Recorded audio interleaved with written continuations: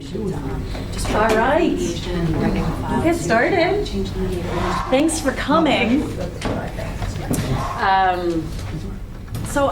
This is the one where we get to talk a little more in detail. This is one of the things we talk about a lot in our committee is how do we make this work, the research, clear in terms of the level of sort of sophistication and the detail that we went into to make sure that we are confident with our results and still make it accessible to people who maybe aren't as familiar with statistics.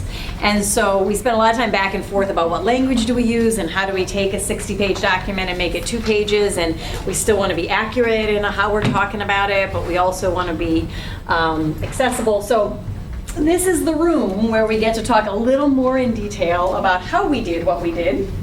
And I'm glad that the 5 of you care. I do want to get some sense, and since it's a smaller group, it actually lets us be a little more informal, which is kind of nice. So I actually we'll just take a few minutes to, if you want to tell me, I know some of you very well, some of you have worked on this research, some of you could do this presentation. Just tell me who you are and like maybe on a scale of 1 to 10, how comfortable you feel with sort of statistical analysis, like just in general, what's your sense of like how much you kind of follow those conversations? And I'm going to start right here. Sure. I'm Jennifer Shack. I'm Director of Research at Resolution Systems Institute, and I'd say I'm 7. Okay, thanks. Paula Hanford-Agor from the National Center for State Courts, and I'm a senior researcher in the research division. I'm probably an 8 or 9. Andrew Fontanella, District Court, Maryland, a 0. That's not true. After Tuesday, you're like at least a 1. Moving in the direction of 1. So. Debbie Eisenberg, professor here at Maryland Carey Law, and I'd probably say I'm about 3. I understand what they mean, but I don't necessarily understand how it works. Harold Cohen, President, Maryland Council for Dispute Resolution, professor at Capella University, and I'm about a 7 to 8. Rita Davison, judicial case manager at Cecil County Circuit Court, and I do some of the collections, and I'm probably a 2. Okay.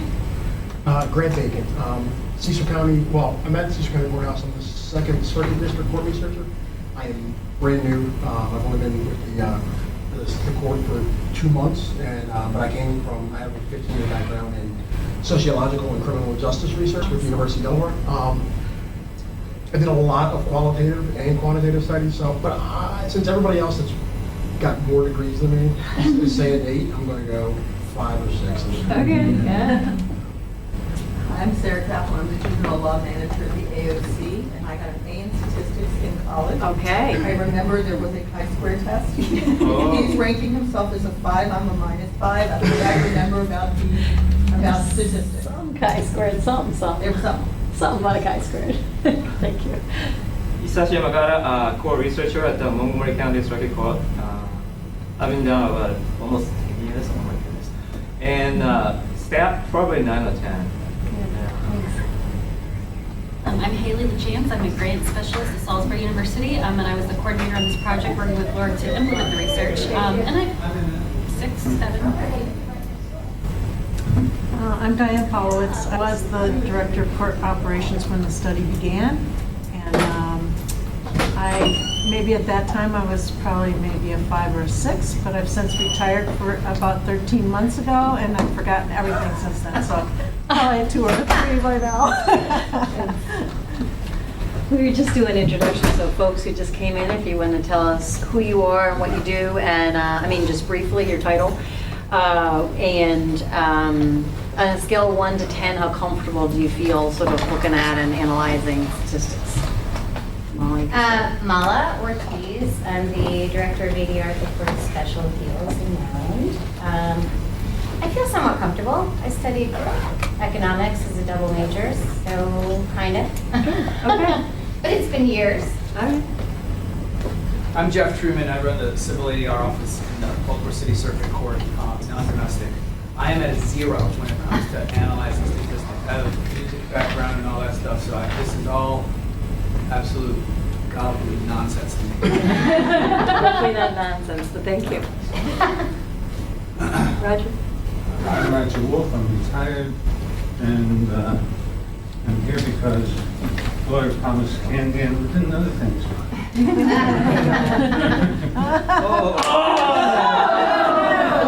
This is my evaluation. That'll tell us. Now we know, can you hand So those what are back? the odds on that happening? Good. They're pretty good when I start throwing things around the room. Do you want my coffee, Roger? All right, and then we had, who else came in? Oh, did you? Sorry. I'm probably pretty ignorant about statistics, so I think what Jeff said is probably true about me. Okay, thanks. I'm Heather Anderson. I work with the Administrative Office of the Courts in California, and I'm here because this is really, really interesting and exciting. Thanks, Jeff. And I feel fairly comfortable. Good. So feel free to, sorry about that, Roger. Next time I'll get it on your lap.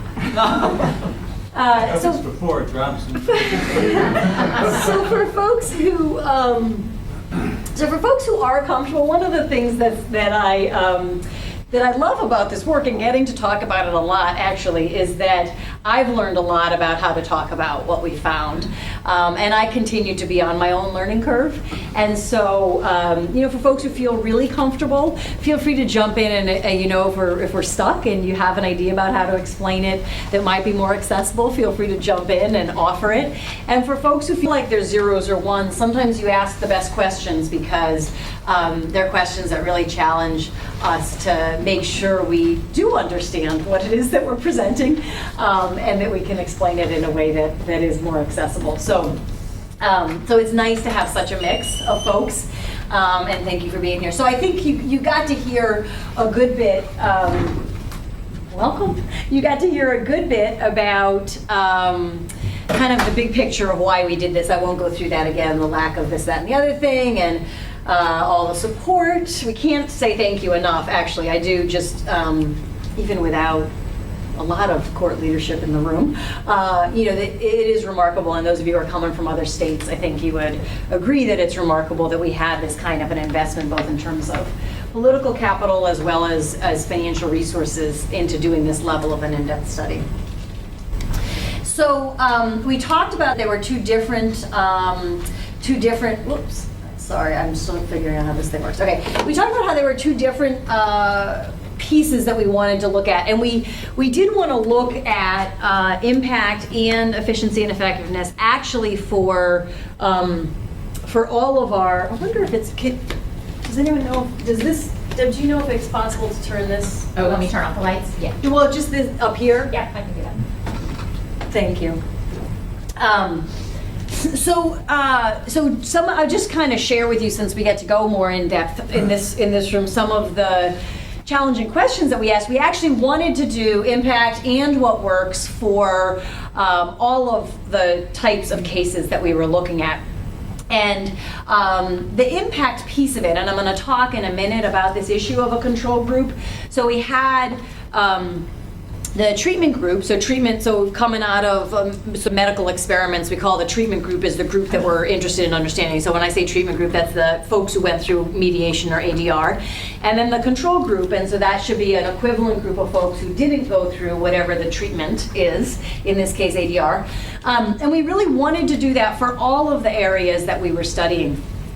In the context of the family court, we were interested in doing that, but it wasn't possible to create a control group. It wasn't possible to create a set of folks who were not going through ADR to compare to the folks who were going through it, because to do that would require that we take people who are currently getting access to an order to go and take the service away from them.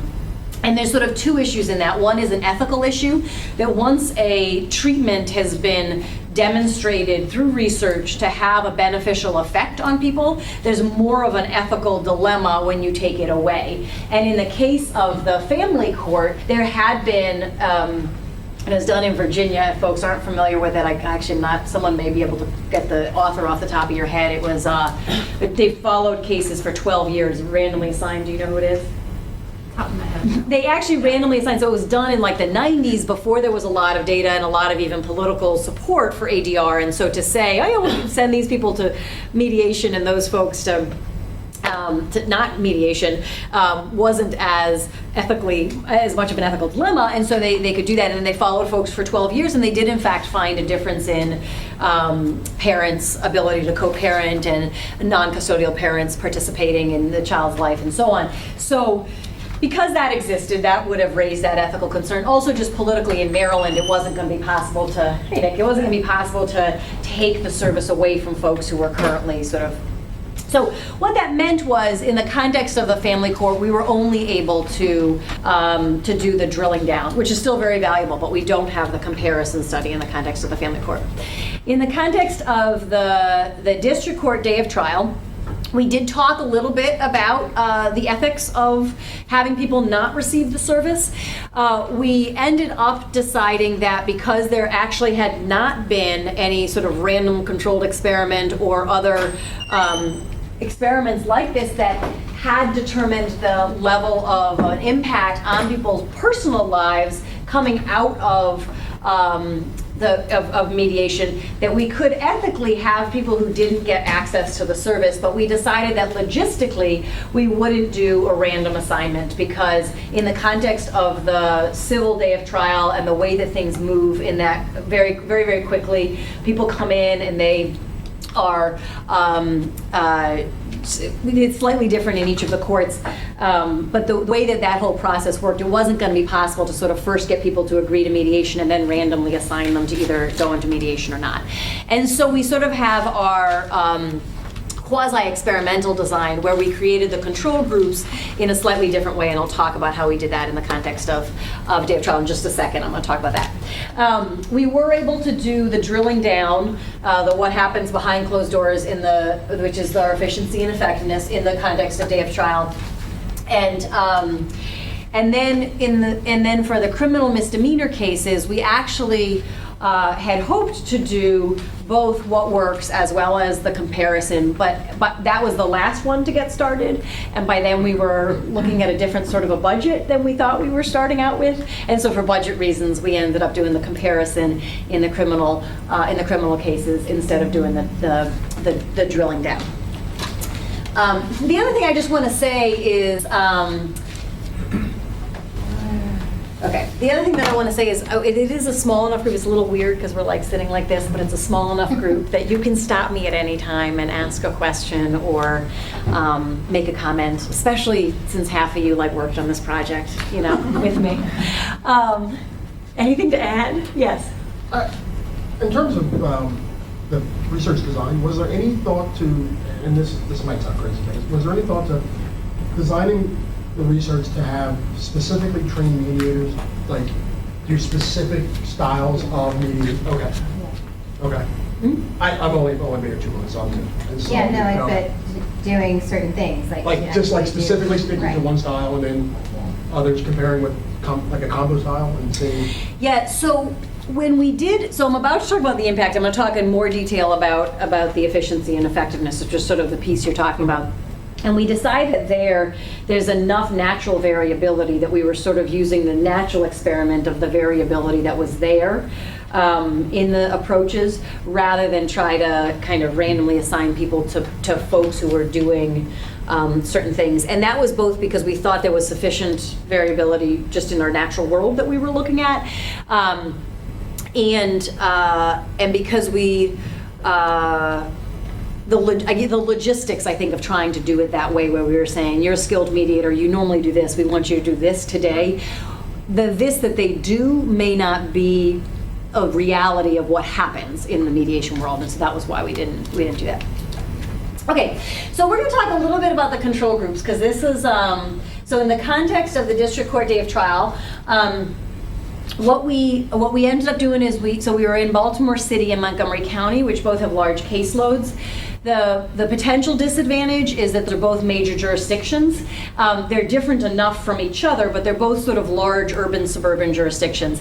I think that we can reasonably argue that the results from these jurisdictions could apply across the state to rural areas as well. But we needed large enough jurisdictions where the caseload was sufficient that over the course of 2 years we could get data that would be enough so that we could have some statistical significance. I have to say, and I don't know that there is any researcher who gets up and says, like, I think we had a big enough data set, but I will say, I mean, maybe they exist somewhere.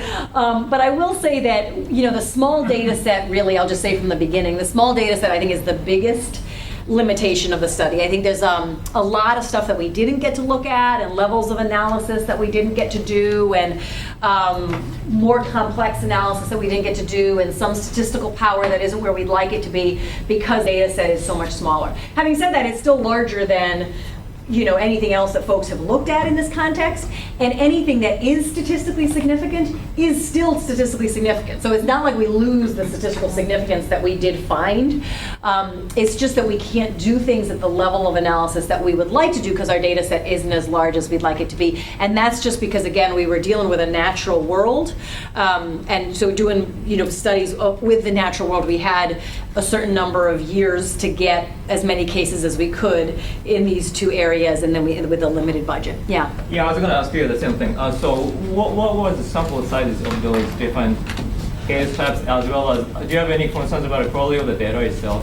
Do I have concerns about what? Quality of the data. Quality of the data. Yeah. I think that the data sets, because there were sort of essentially several different studies out of all the data we have. I don't know the exact size of every data set off the top of my head. I'll look it up in a second. But we had about 150 cases. Is that right? Hang on one second. Because we have some data sets that are participant level data sets and some data sets that are, so we have 269 in our participant level data. This is for the district court day of trial. And we have 116, I'm sorry, wait a second. No, that's in our what works. The old regression gold standard or minimum is like 10 participants per variable. We had well over that. Yeah, but the detail is really small though. If you run a regression, it depends how many variables you're going to throw in, right? Yeah. That's right. Yeah. That's right. So we had, hang on one second.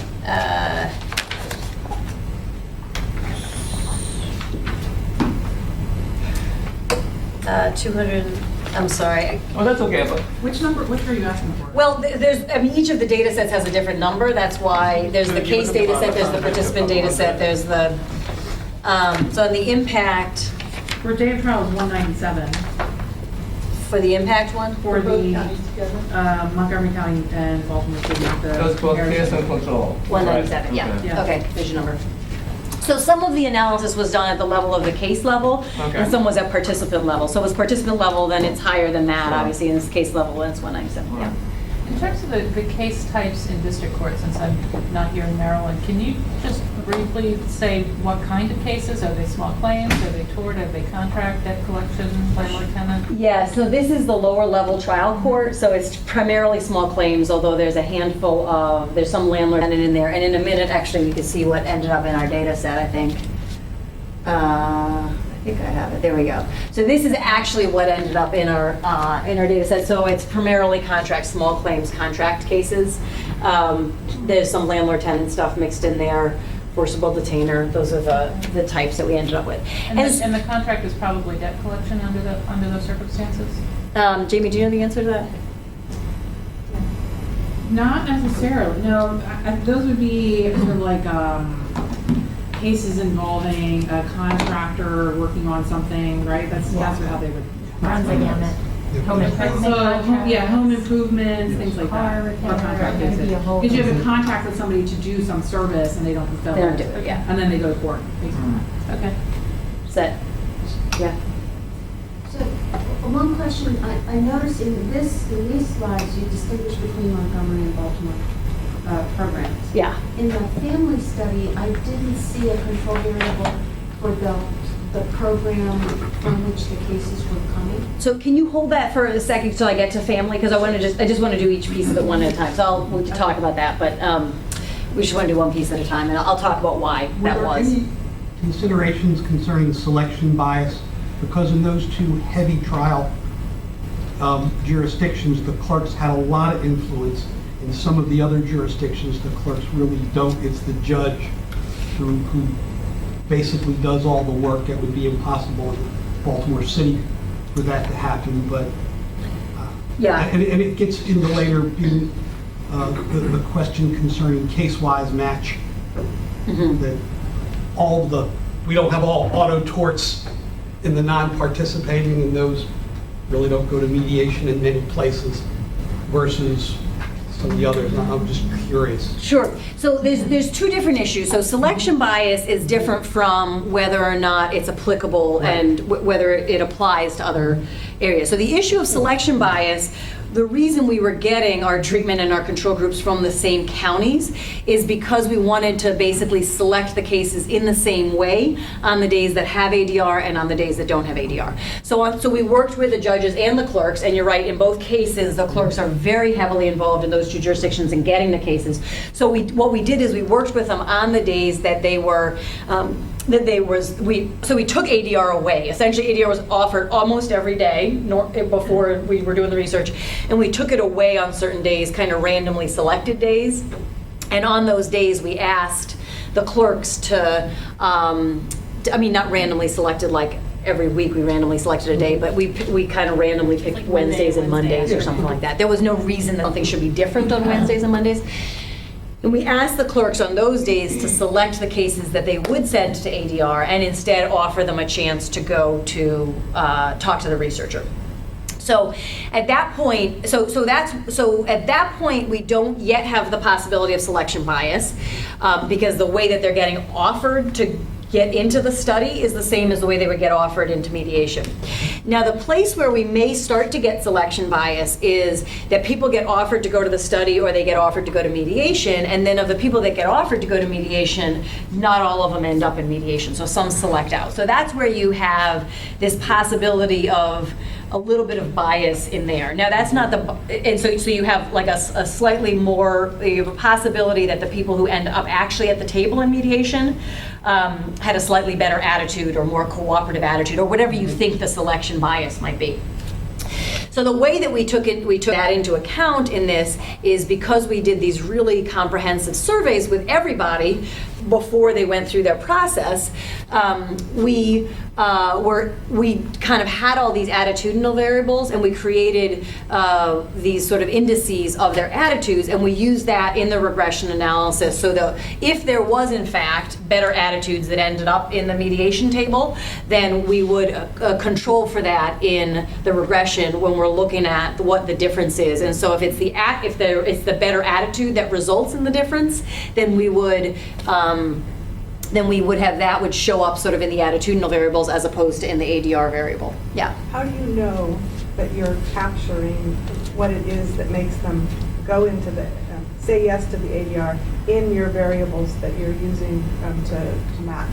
Yeah, well, so you never know for sure, right? There's always the possibility that you have some underlying thing that's going on. The questions that we asked, if you look on page, well, you have the surveys in your appendices, but the questions were sort of about the pre-survey questions. Got at It's page 65 in the tab 1. I was looking at Tab 1 or two? well, or the second part of tab 1 on page 82. So you have the questions about there's a number of different ways to resolve these issues. It's important that I get my needs met. It's important to understand the other person. The other person needs to learn they're wrong. It's important the other people get their needs met in the issues that brought me to court. So you have stuff that sort of, to some extent, gets at caring about building an agreement that meets people's needs. I think it's a legitimate criticism that we didn't fully capture whatever that distinction was. I think we did a lot of what you could do to sort of account for that. Can you also describe, so the days that you weren't doing mediation, you had the clerk saying, you know, would you like to talk to once they would refer out? Could you describe in the ones where there were mediation, were they coming sort of as a, before you get to mediation, you talk to a researcher? Sure, right. So what happened is they were offered mediation first, and then when they kind of ended up talking to the mediator, they were going to go to mediation. Then the researcher said, then it was like, and would you talk to this researcher as well? And then the researchers did the pre-mediation questionnaire. It's a little awkward, and you like thinking about if you're running a program, you're like, oh my God, like that it gets kind of cumbersome, and it does a little bit, but one of the things, and you could jump in because Haley actually did some of these, she helped us set up the logistics of it. One of the things that happens is that people don't know what's supposed to happen, right? They're not like used to going through this, so they're a little annoyed maybe, but they were like, oh, they just talked to me, oh, now we talk to this person, they ask us questions, and they're not quite, I mean, we do have informed consent, but they're not quite tracking like what normally would be happening when they go to court, and you know, what's different about this one. The one other thing, though, I wanted to mention about the timing of the interviews is that with the control case, with the control cases, we actually asked, we got them as early as we could in their process because we wanted to track people who ended up negotiating their own agreements in the hallway. We wanted them to be in our control group because we didn't only want to have people who ended up in front of a judge. Because of course, one of the criticisms of ADR research is, well, everyone settles anyways, and so how do you know that ADR made it any better for them? And so, while that's not true as much in the district court context, we did want to make sure that we were catching people before they sort of settled on their own, and then tracking what happens if they settle. You know, if they settled on their own, that got a different sort of outcome variable, and then tracking that, and even checking to see if settling on their own had similar outcomes to settling in mediation, and then what the differences were. So we were trying to catch people, they had to get in the door, but then we were trying to catch them as quickly as possible before they could sort of negotiate anything else so that we could include those folks in our control group. Yeah. Can we go backwards for a minute? Sure. So you didn't choose to take, on the day that offers mediation, you didn't choose to take a group that opted for mediation and a group that opted out of mediation. Right. Instead, my words, not yours, people on certain days were deprived of the opportunity to have mediation. Absolutely, and it's not inappropriate language. I mean, we did struggle with the ethical question about doing that. Absolutely, I want to make sure I was right about that, and then ask you about exactly that. Like, how is that ethical? Well, there's two reasons it's ethical, but let me just first back up to talk about why the other one wouldn't have been legitimate at all, right? I mean, if we said these people went and these people chose not to go, and look, there's these differences, then you could absolutely point to, well, cooperative people go and non-cooperative people don't, which I'm not necessarily standing by that, but that's the selection bias argument. Is that what you're really measuring is the difference in the kinds of people who pick mediation and the kinds of people who don't, as opposed to measuring the impact of mediation, right? So ethically, I think one of the things whenever you're doing research, there is that question about if you're trying to compare people who get something and don't get it. And so what you have to balance, and we went through an institutional review board process, and you have to balance like what is the greater good to society of having this research. And one of the questions is there another study sort of similar to this that has already found that this service or this treatment has an impact on people? And so then denying that impact on people, like what is that damage? And there actually hasn't been a study on sort of civil lower level court small claims that kind of made the case that it was a better service. And so we, and the IRB approved that it was okay to deny it. And I think we couldn't have made that case, and we wouldn't have gotten away with that in the context of the family court, which is why we didn't in the family court do that same. Yeah, we didn't end up with a control group. Does that make sense? Can I add one more point to that? Yeah. The other issue that we had considered is the fact that the mediation and the day of trial program is all volunteer run, and so some days a mediator is there in the courtroom, and some days a mediator is not. and sometimes cases will be offered mediation, but the mediator is busy. And so there's a lot of reasons that people, even who would agree to mediation, don't have that opportunity for a lot of logistic reasons going on in the court. Thank you. And so the fact that it wasn't offered 2 days a week for our program wasn't really all that different because there was already points in time where it wasn't available for a variety of reasons. Thank you for Did adding. you have any people opt out of the study? Oh, yes. Yeah, not a lot though, right? Oh, you mean at the mediators, or at mediation cases, or? Both. Both, yeah. With your control of just, you can go talk to the researcher and like, no, I'd rather not. Yeah, yeah, we did. We actually offered a $10 gift card to people who,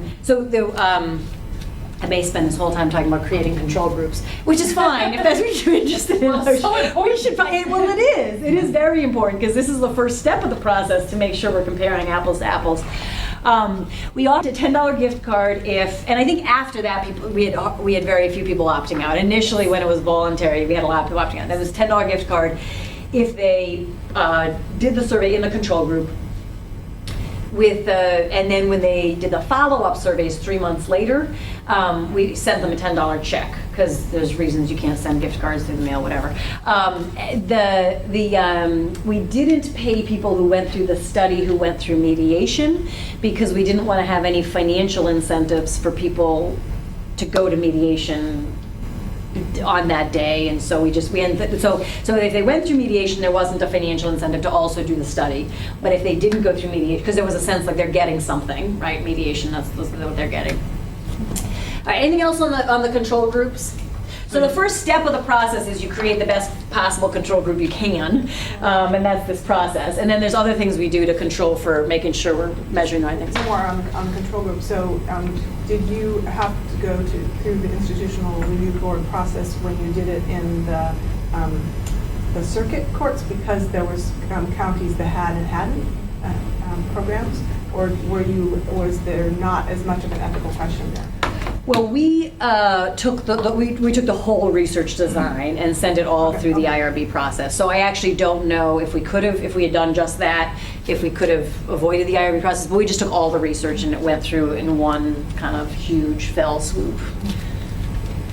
Okay, so we got our control group, and then we have, we've talked about this, I'm gonna just keep going. We've talked about the interviewing people before, the timing of that, interviewing them immediately after, and also just on the timing piece, we interviewed the people who went through mediation. We actually interviewed them after they finished their entire court process, so that we were sort of doing this equivalent measurement of time. So what happens is if you go through ADR in a district court day of trial context, you go through ADR, if you get a resolution, then you take your agreement and you go in and you present it to the judge and the case gets dismissed. If you don't get a resolution, then you go before the judge and you sit around and you wait, and then you get your hearing.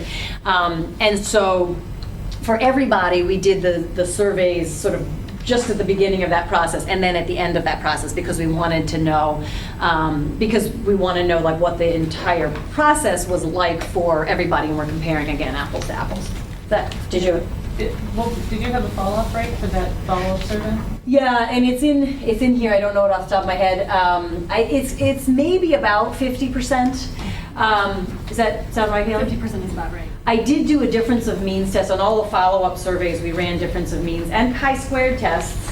Chi-squared, it's a binary variable, to see that's what you can say next time. To see if there was a significant difference in who we ended up with coming back. And there was almost no there were a couple of random things, but there was almost no and all of those difference of means tests are in the appendices. So you can see if we lost people based on a pattern beyond just people's phone numbers changed or whatever. And a couple of the areas where we did see a pattern, then we included that variable in our regression analysis just so that we could control for it in case that was the factor that was affecting the outcome as opposed to what we were trying to look at. Okay. It's a great question. Okay, and then we talked about, the archival data that we looked at was using the court's data for the 12-month period after folks participated in mediation or their day of trial. So the control groups, now the reason I think this is Actually, this is pretty strong.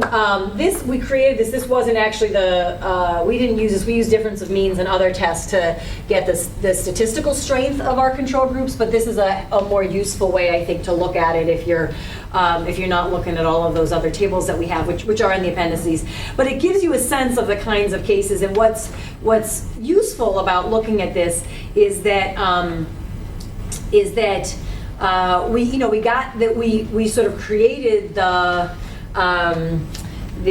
kind of the profile of what it was that was being referred, and then we took that profile and we gave it to clerks and said, this is what you have been referring, and now can you refer these cases to the research instead? And so we got a decent kind of breakdown of what ended up in each one. And were you going to say something, or you? No. Oh, okay. No, sorry. Okay, so the regression analysis. This is, now I know many of you are very familiar with it. I feel like we should just do it as like a group.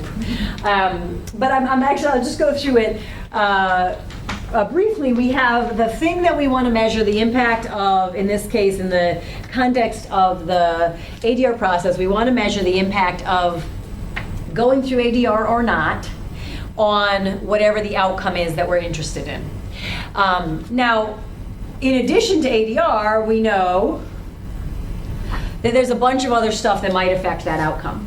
Now, we tried to the best of our ability to understand what other stuff was going on for folks, and we tried in just even the creation of the control group to have similar folks in both groups. So that was like our first, all the conversation we had about the control group, that was our first kind of stab at, let's make sure we're comparing legitimately apple to apples. The next sort of level of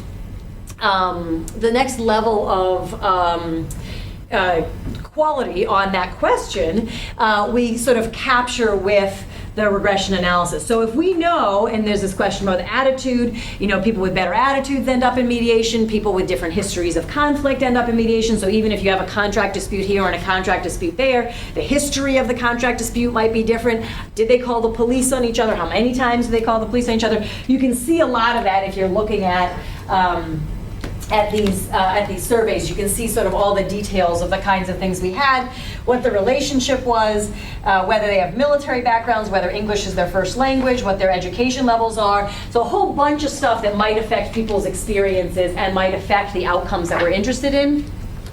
And so then we have all of that information, and then what regression analysis lets us do is basically isolate the impact of each of those things. Now I'm just talking about isolating the impact of mediation because that's the one that we're interested in finding the outcome of, but we also can isolate the impact of the gender of the person going through on their outcomes, or isolate the impact of the number of times police were called on the outcomes, or isolate the impact of attitudes on the outcomes. So regression analysis lets us take all of that and say, with everything that's going on, what's the impact of just this piece of it on this outcome that we're looking at?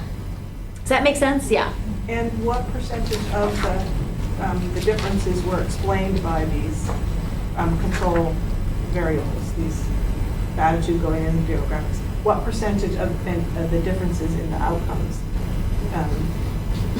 Do you mean like the overall model, or do you mean like the individual coefficients? So if you put all of those together, the things that you were using to ensure kind of the control and treatment groups were similar, and the result of these, what percentage of you like an R-squared? R-squared. Okay. So it's different for each of them, and so some are stronger equations than others, and you can go through and see that. There is, we were Lisa and I were talking a little bit about this. R-squared gets affected to some extent by the explanatory power of your equation. It also is going to be affected by the size of your data set, and so this is where like having the smaller data set is another sort of a limitation. There's different stuff being written on whether or not that's a really good reflection of the value of what it is that you're looking at. So some of them are quite low, some of them are decent. But I think what we want to do is sort of look at it as a pattern over the course of several equations when they're pointing in the right direction, as opposed to looking at each individual R-squared and says, does this mean this and does this mean this? But I think that having a small data set, again, this would be a place where having that smaller data set is absolutely a disadvantage. And so we could have a decent explanatory power, and with the smaller data set, it may not show up as that either also. Okay, so it also does tell us, I think the other thing that I would say about that I think that we may or may not get to in the half an hour that we have left, which is okay, don't rush, because like this is more interesting for me to like talk about it than to race through slides. But I think that one of the things that we're hoping is that this research is really a jumping off point for more research. Like we're not saying, so like we've got it now, cool, set your policies and you don't need to do any more research. But this is really pointing very clearly in certain directions, and there's limitations. It is, so, you know, there's this balancing act that I play all the time going like, this is our outcomes and let's use it, absolutely. And it is Baltimore City and Montgomery County, Maryland. And I think it's likely that it would show up the same way across Maryland, across the country, but it's not a done deal, you know, and so there is this hope that it'll get replicated as well, so we can, you know, kind of further be that much more confident about it. Yeah. Okay, so this is now, again, these are just sort of very summary outcomes. I wasn't going to go into a lot of details on the outcomes because we were talking more about how we got the outcomes. I talked a little bit about these outcomes, and these outcomes are in your summary sheets. So if it's okay with folks, I'm not going to spend a lot of time on the outcomes, unless you have a question. Yeah. And it's not about the outcomes themselves. Oh, okay. Did you find any kind of effect from people going through mediation are told what the goals of mediation are when they enter it?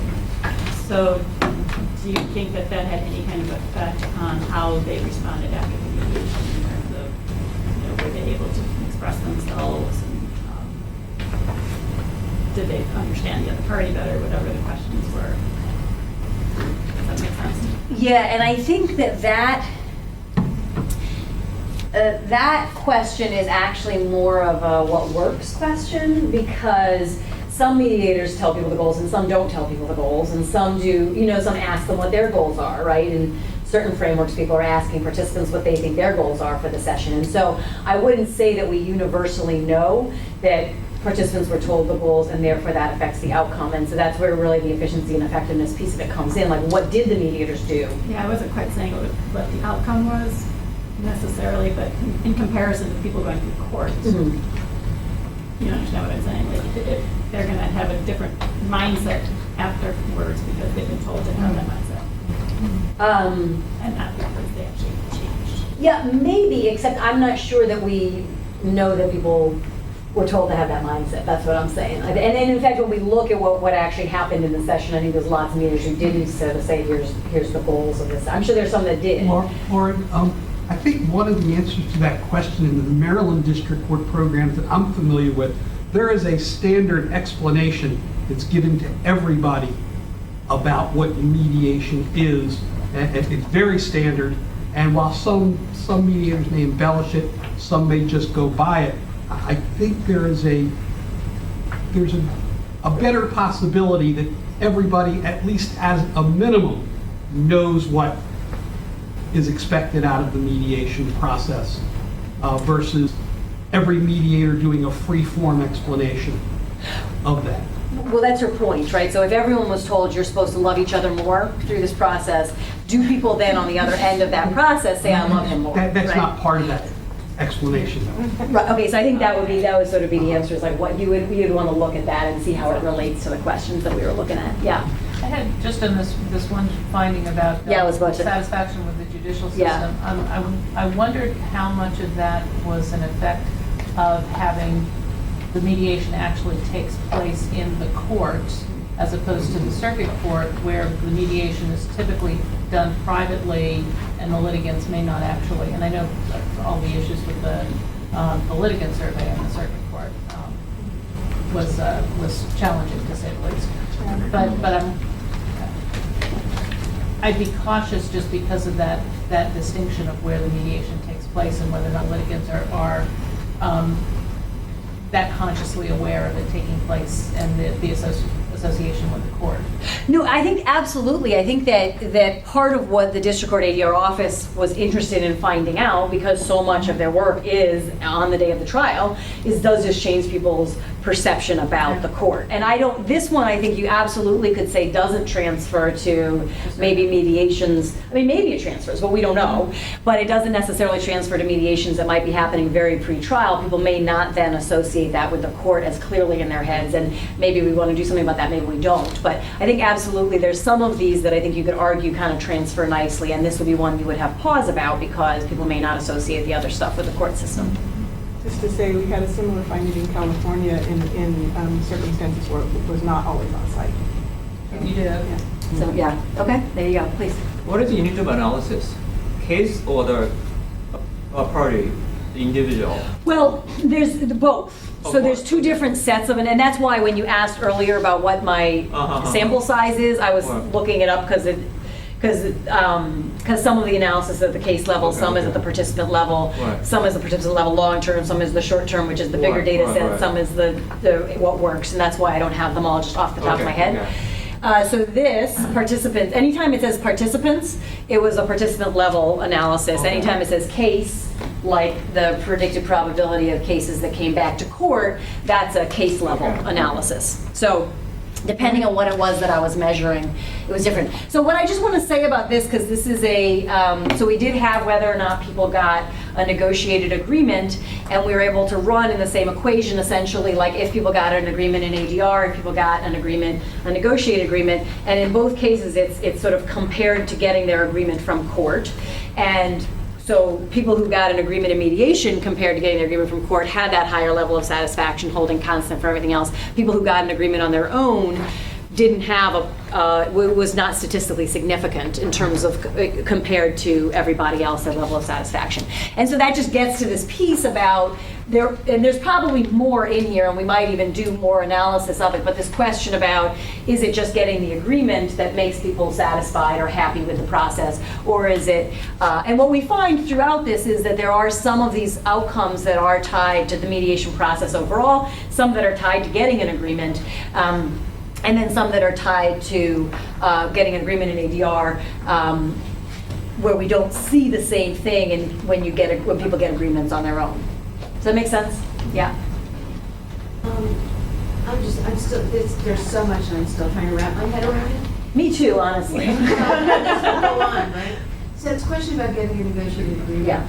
I mean, in the Postal Service research we had, just like you do, right? No agreement, full, partial agreement. When we were able to match employees and supervisors on the same cases, we discovered that the employees would report partial agreement and the supervisors would report full agreement. And so when you say a negotiated agreement. Thank you. What's the data set? Yeah. Where are you getting that from? So all of our, tell me if I got this right, Haley, because I think I remember this, but if I don't, you might. Measuring whether they got an agreement, either a mediated agreement or a negotiated agreement on their own, was determined by what they stood in front of the judge and said. So if they said, here's our agreement, we're putting this into court record, we went to mediation, we got this agreement, that's a mediated agreement. If they said, we stood in the hallway, we got this agreement, Your Honor, this is what we want in court record, that's an agreement. So it's not participants self-reported, it's what they actually officially, now they may or may not have loved it, I don't know about that, if they would have said it was full or partial, but it's what they officially put on record. Is that? Yeah, okay. So again here, and this was what makes the research more expensive, we had people in the room, like having the people in the court going, this counts as this, because they're watching the person stand in front of the judge and doing it, instead of doing surveys, a week later about the people's experience. And so really physically having folks throughout the process made it more expensive and made it helpful. I'm not gonna spend time on that. There's one thing that I wanna say about this.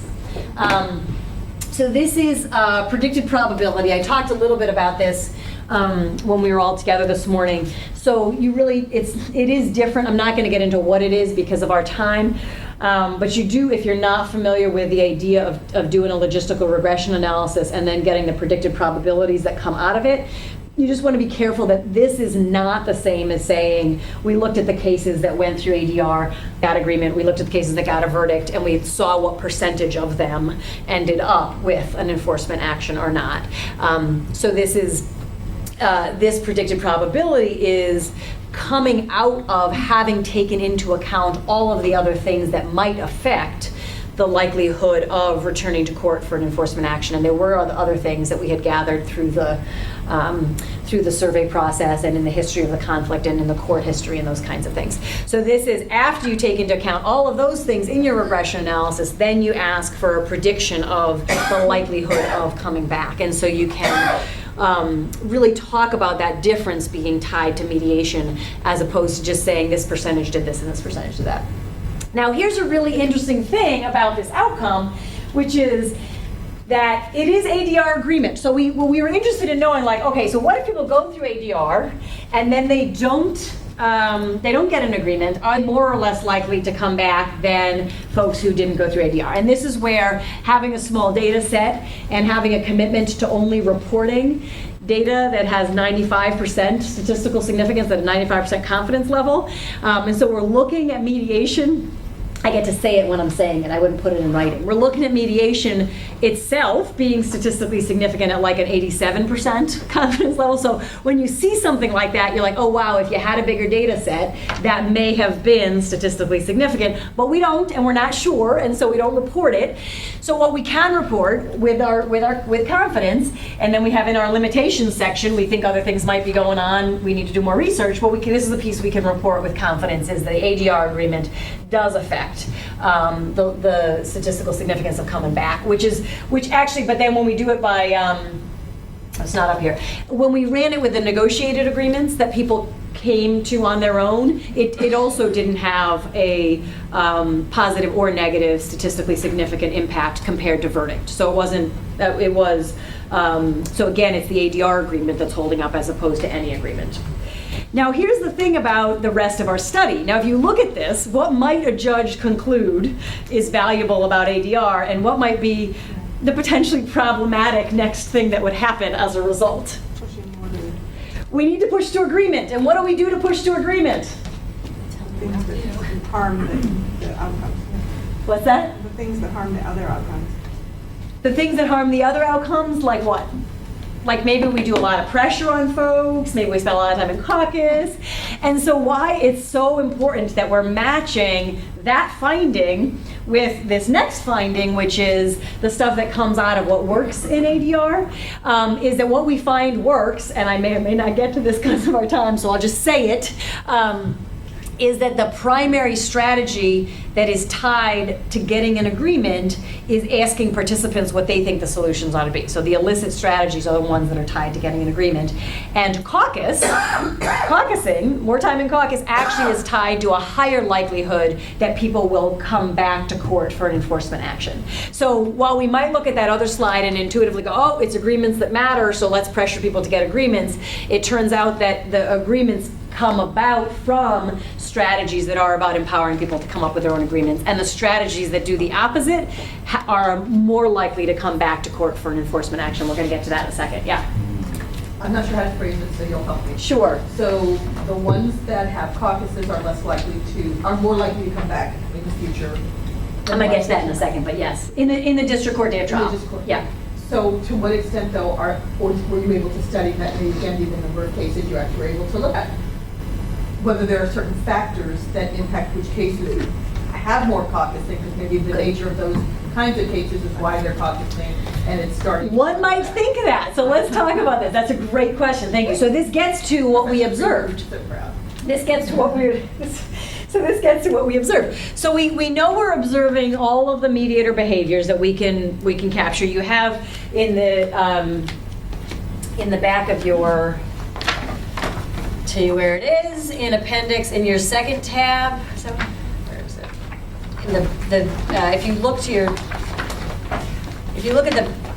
If you go to tab 2, this is for the family court, but they're very similar for the others. So if you go to tab 2 and go to the right before the divider, so starting on page 94 is the mediator codes. You see the coding book, and it is. 22 pages, something like that, of defining the codes, trying to classify the different things a mediator might do into some agreed upon codes that we can get into rate of reliability amongst different people watching the same person, that we have a high enough inter-rate of reliability that we're confident that when we send them out and they're looking at different people, they're coding them in the same way.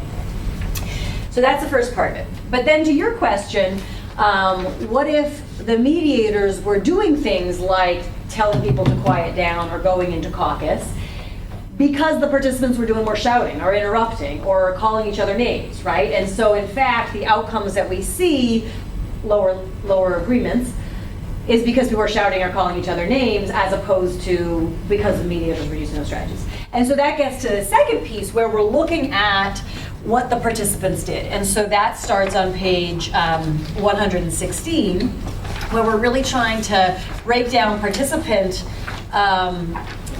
behaviors into, again, we're not deciding what's cooperative or what's not cooperative, although you could look through it and decide what you think is cooperative behavior or not cooperative behavior. We're just going with what did they actually do.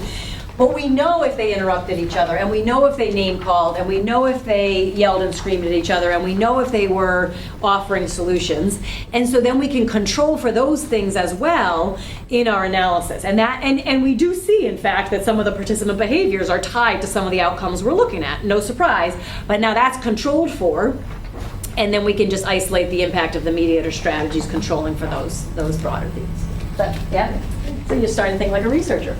Okay, so we have the mediator codes. These are some examples, but you have the full books there, so I won't go through them. I was going to show this, but because of time, I won't. But we use the behavior coding technology. It's called the Observer. And do you still go through PTSD when you see that slide up there? So we spent months staring at that that screen. It's a long training process. Okay, that screen is just so you can see kind of how the codes. So you can't actually see it, but it's like this is, so mediator 1 did whatever. I can't see it on there either. Anyways, forget it. Okay, so you get the idea. So they're there with the coding was on an electronic device. It was like what were they like? A little mini laptop, and we had a statistical package, and we were sitting in the back of the room frantically, P1 this, P2 this. All right. So yes, here we go. Yes, it looked like that. Except that's not actually. That was the staged. And you have 2 coders in each mediation? Yes, because you can't have behavior coding. You can't have any one person observe more than 4 people, and because you really want that, because the sets of codes are different for mediators and participants. You want different people coding mediators and participants, and so we couldn't actually observe any case that had more than 4 participants, because if they had more than 4, then you're sort of out of the just best practices essentially for observing behavior. And I'd like to also say we never sat that close to the table. This proposed photo, we were trying to get everybody in the image. We tried to stay as far back in the room as possible, as close to the corner as we could. We kept our eyes down, our hands on our keyboard. So we tried very hard not to impact what was going on at the table in any way. That's true, but I will say that, so people say, well, do you have the observer effect? Maybe, except that observer effect is noise across everything that we observed. So we weren't comparing, you're looking at cases that were observed compared to other cases that were observed. So whatever observer effect you have is across all of them. Do I want to go through what factor analysis is? I don't know. Okay. No, I'm not going to. I'm just going to ask you to. I love factor analysis. I know it's beautiful, but I'm just going to ask you to trust me that it's a real thing. And these are Jamie's slides that tell you about how it works. And we can talk about factor analysis at lunch if you want to sit with us. Beautiful slide. But what basically, I know, aren't they lovely? What factor analysis does is it essentially tells us, out of this data that we gathered from the real world, which variables group together strongly enough, and we can set our criteria as strong or as weak as we want it to be, but which group together strongly enough that we can essentially group them together and do our analysis at that level, as opposed to doing our analysis at, instead of analyzing 25 different variables. So instead of analyzing what's the effect of a mediator saying feelings back on whether they get an agreement, because the factor analysis tells us that mediators who are saying feelings back, with that they're often saying values back, and with that they're often also saying Oh, this is day of trial, so just those two go together on day of trial. Or we know that mediators who are asking people what they think solutions might be. So elicit, this should really be eliciting solutions. If you look at those specific strategies, sometimes people think it's elicit like just saying, tell me about the situation. It's really not that. It's what ideas do you think would work, what solutions do you have? That's really what elicit is. Summarizing the solutions that came from the participants, asking the participants how solutions that they're talking about work for them, right? You get a sense of what those are. Those tend to happen together, so we can analyze them together. Offer and telling, mediators who offer their opinions also often together are offering solutions and giving a legal assessment. This is specific, this is day of trial, by the way, district court day of trial. It's a little different in the family court context. So, this does not mean that this is a type of mediator. I think this is danger to look at this and go, oh, that's me, I'm an offer-tell person. You could have a mediator actually do all three of these. They could do the reflect and offer, they could do offer and elicit. What it's telling us is that these tend to go together when you look at all of the cases that are happening. And so you can do the analysis with these as a group as opposed to picking up each of the 25 different variables. And so that's what we do. Did you want to? What I'm trying to understand is, so how do you know that they tend to happen together? Is that because of the coding of the mediators? And so we take all the codes, right, and now we know that in any given mediation, this, and this happened. And then we shove it into Stata, right? Remember that from Tuesday, the technical terms we learned? And then Stata spits out for us. These factor analysis is a tool we're using, and it says these get used together, and these across the mediations, not necessarily across mediators, because you could have a mediator, and mediators will say, I do these in this situation and these in that. So you might have a mediator, if we analyze them by themselves, who did a mediation that was all offer tell, and then if you looked at them in the next mediation, they did all reflect. I don't know if they're doing that's true or not, but you could. Factor analysis doesn't tell us that is or isn't happening. It just says when we see these strategies, these seem to be going with them. So that's what it's telling us. Does that make sense? So, yeah. So you had both plaintiffs and defendants. And did you control her role when you did the factor analysis? Well, so this factor analysis is what the mediators were doing in any given case. So the role of the participants, this is across the case, what were the strategies they were using. So it's not what were they using for this person as opposed to that person. Is that what you're asking about? So this is asking across the case, what were the strategies they were using. So we don't have it differentiated by, did they tell the defendant to give up and did they reflect to no, we don't have, that's not the definition. Okay, so then, caucus, I just wanted to clarify this piece of it. So caucus is, the variable is the percentage of time spent in caucus. So it's not whether a caucus happened or not, it's what percentage of the mediation time was spent in caucus. Does that make sense?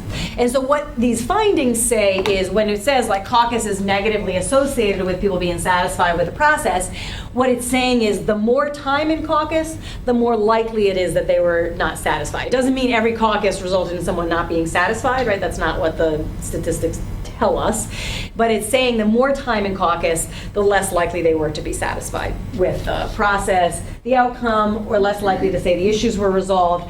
And then what's important about this, because this comes to your question, is this is holding constant for all the stuff about the participants. So it's holding constant for their attitudes, it's holding constant for what they did in the mediation themselves, how much they were putting each other down, and how much they were interrupting each other, and all of those kinds of things. Like all of that is held constant for, and then this just isolates the impact of caucus in all of that. Yeah. But that begs the question, doesn't it, in terms of why?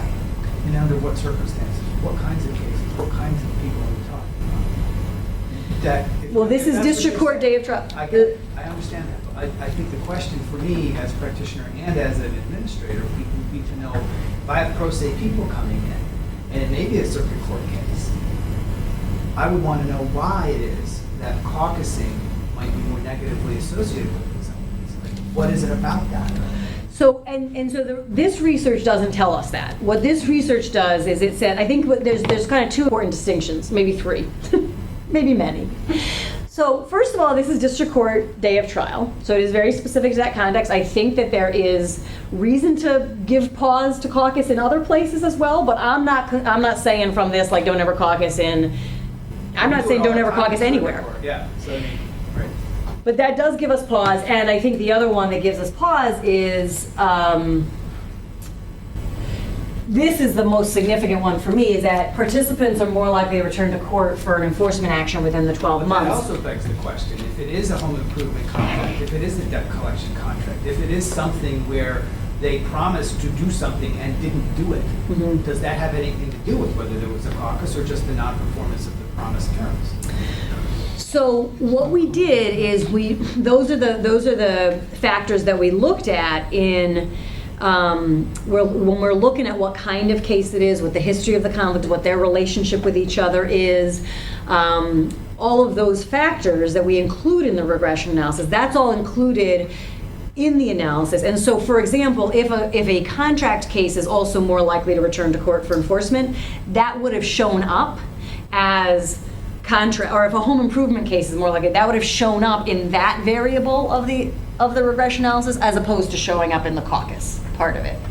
So controlling for the other factors, I know Lisa, you got a question, let me just see if I can. So controlling for the other factors to some extent gets at, like, are there certain kinds of cases that end up in caucus, and are those the cases that happen to come back? I think it's a valuable question to ask, and we certainly didn't control for absolutely everything, but we controlled for a lot in that. And so I think that you can't just blow this off as, I'm not saying you're trying to blow it off, but one can't just blow it off as, oh, well, the harder cases went into caucus and the harder cases are more likely to come back, because so much of that was accounted for in developing the design. As a practitioner, it doesn't help the person do anything differently until they know those other questions. I mean, if you're just going to say going to caucus means that the parties may more likely be back in court, that doesn't mean you're not going to go to caucus. Well, I certainly think it would mean you would want to really think about why you're caucusing. So the next level of this, so what this tells us, what this level of research tells us is, here's some inputs, and here's some of the impacts of that. It doesn't tell us why. Like, none of this tells us why reflecting is helpful, why eliciting people's own ideas is helpful. None of that is coming out of this.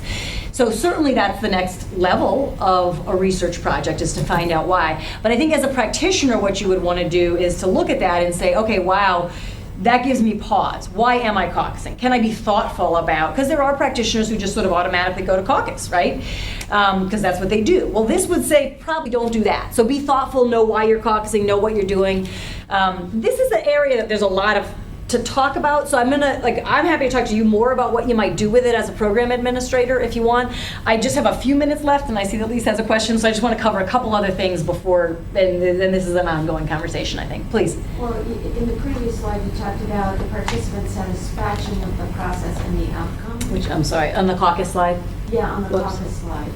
And there is this question about their role, because there's a whole body of literature in labor relations, in employment mediation, and in litigation in courts, and ADR in courts, that says that satisfaction is different depending on whether you're the plaintiff or the defendant. That there's lower satisfaction with the plaintiff and higher satisfaction with the defendant, who's relieved to have it overrun. Yeah. So I guess there are places where I looked at how the experience is different for plaintiffs and defendants, but I think as it relates to this finding, that isn't relevant, because what this is saying is the difference between plaintiffs and defendants is a wash across cases that had more caucusing or less caucusing. This isn't looking at compared to going to court or not, or do you see what I'm saying? This is looking at if there was more time in caucus, were people less or more satisfied? And that includes plaintiffs and defendants together, right? So you're saying you put the dummy in the regression if the project won or not, something like that? I did in other regression. Okay. There's other places where I did that analysis. What I'm saying is I don't think that I think you're right that is true. I don't think that matters for this finding, though. I'm not sure how, or maybe you could tell me why it matters for this finding. Because one of the issues of bias is who's spending how much time in caucus with who. So, for example, the Department of the Air Force did an RFP for mediators and required that they have an 80% settlement rate.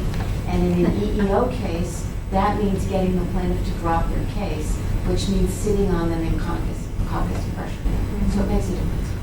Ooh, but this finding is for the, this is actually for across, this is the percentage of time in caucus across the case, not by participant. Does that clarify? So this isn't the amount of time that participant spent in caucus, it's the amount of time the case was in caucus. I understand. Okay. And I'm not saying this isn't useful. I'm saying you've got the data and you could look deeper. Oh, there's definitely a lot of deeper looking that we could do with a lot of the data, for sure. Yeah, please. Can you describe some of the correlations you had between percentage caucus and the participant behaviors? Because I'd be worried about multicollinearity in this, that it's actually the participant behaviors that are driving some of your outcomes about coming back to court as opposed to the caucus. So my rule on multicollinearity, the rule that I've seen out there as acceptable is 0.8 minus 0.5. So I didn't run anything together if it was above 0.5. So everything that's in the same regression, and you can see the regressions in there of like what got run in those same regressions. I'd have to look at it, I don't know it off the top of my head.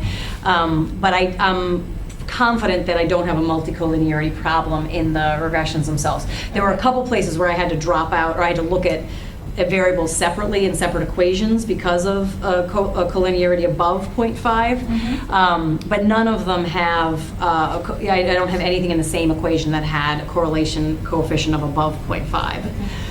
And I do have, in all of the caucus variables, I do have most of my participant behaviors in those same equations that we're controlling for those even while we're looking at guys. You know, what's interesting is I think that you might be surprised in Maryland that there are a lot of day of trial mediators in Maryland who don't caucus even when people are screaming and yelling at each other and interrupting each other and calling each other names. So that may not be the case across the country, but you do have a lot of mediators in Maryland where people were screaming, yelling, cursing, and the mediators did not go into caucus. And so you really do have that mix, and some who do. So you really do have that mix in this data set. And then we control for screaming, yelling, cursing as a separate factor from caucus. Yeah, please. And are you controlling for the other mediator techniques? At the same time, yes. So, well, sort of. So what we didn't do was look at what they did in caucus, which could be another really interesting next level.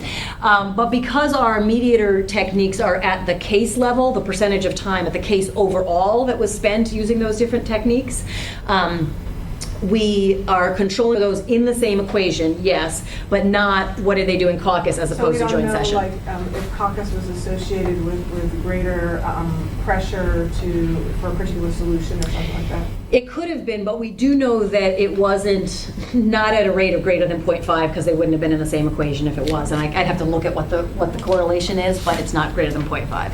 Yeah. I'm going to take, you know what I actually want to do? So Lisa, I asked you to hold off on a question at the very beginning, and I think it's sort of related to this. Do you remember what the question was? It was, you have 3 different programs in family evaluation, but I didn't see a variable for the location of the program in any of the regressions. Yes, and one of the reasons for that is that the 3 different programs do mediation very differently, and so that was highly correlated. The location of the mediation was highly correlated with the approach that the mediators use, and so to have the variability in the approaches that the mediators use, I had to. So it wasn't 1-for-1 correlation, but it was, you tended to see most of the mediators in this place use this approach. So I couldn't, if I put that in, then other stuff would have dropped out. So it's it's a potential limitation, and it gives us the piece that was more important, I think, was to understand the variability.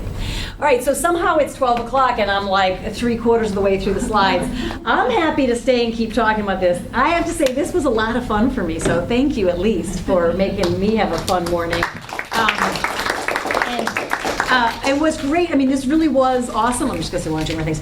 I love having the chance to really have this level of a conversation, and I'm so excited that so many of you are here, and I'm happy to touch base on breaks and so on to carry on some of the great questions that you're asking. And I'm hoping, for those of you who are researchers, that you're like putting together your next steps on what you're going to do with the next study that comes along. So thanks. And don't forget your evaluation. Has this caused you to change the way you mediate in any way? Yeah, I do much less caucusing now, Roger, than I used to do. And have you noticed different results? Yes. No, it hasn't. Partly because I wasn't doing a lot of caucusing before, but yeah, no, I do. But the other thing, while you're filling out the evaluations, I'll just say this. One of the things that I think, and to some extent to your questions, Jeff, like, you want to be careful. I think it gives us pause. We want to think about it, we want to understand it, but you also don't want to just stop doing what you've been doing, partly because you may or may not know how to do something else, right? So if all you've ever done is caucus, and then you go, oh, maybe caucus isn't so great, and you don't know what to do with people in the same room, like, you might want to get a little more training before you go put everybody in the same room. And so I think that's really, as program directors, as we're thinking about, if we want to encourage people to use more eliciting techniques for solutions, we need to give them skills to do that, because they may not be doing it because they don't have the skill set to do it. So just telling them this is what the research shows may not be as helpful as saying, this is what the research is showing, we want to support these kinds of strategies, let's do training and on those lines. What this does for the individual mediator is sometimes confirms their practice or allows them to question their own techniques. I've stopped doing caucuses at the district court level, basically. I won't say never. Change this practice. I've always wondered, am I doing the right thing or not? And when I hear and look at these results, I start to say, okay, I'm more comfortable with that. But also there are things now that you've elicited from me that maybe I have to change my comfort level. I need to be more uncomfortable about it. All right. Well, thanks for having the courage. I think it's great because people ask mediators, well, what's all this mumbo jumbo doing for me? We'll sit here and read through the results, compare what you do, and say, is there a eureka out of this, or is there at least an inference that says maybe I should listen to the other side of maybe types of mediation techniques? And we have nothing else to go on but the ground level research that we're seeing here. And none of our theories are really grounded yet in this. So I think this is really important. This kind of confirms and also refutes some of my own feelings and some of my own practitioner skills, which I'm now going to have to go think about. I think it also has amazing implications. On trainings, yeah. Well, and that's the big, what you went over in the other room that talked about most of the people who are embracing mediation tend to be the more experienced attorneys and things like that. Oh, right. And I walked in knowing that our law schools now have mediation courses for our younger and potential attorneys. It's kind of like what Flexner did for medicine in the 20th century. It can make law schools look in the mirror and say, do I like what I see? Yeah, hopefully. Thank you. All right, very good. We're supposed to be downstairs, I think. Yeah, so lunch is in Westminster Hall, for those of you who don't know. When you go to the first floor, if you're facing where we were this morning, go to the left and keep walking, There'll be signs that say Westminster Hall. It's actually an old church that the law school owns, so it's a building sort of attached to us, and there's a hallway you need to walk through. Yeah, it's a big one. We're back in the boardroom immediately. Immediately after that, in the afternoon, there are concurrent sessions. So if you want the district court criminal study, it's here. And then if you want the circuit court civil non-family study, it's in room 108. So there's a concurrent session, and then we go back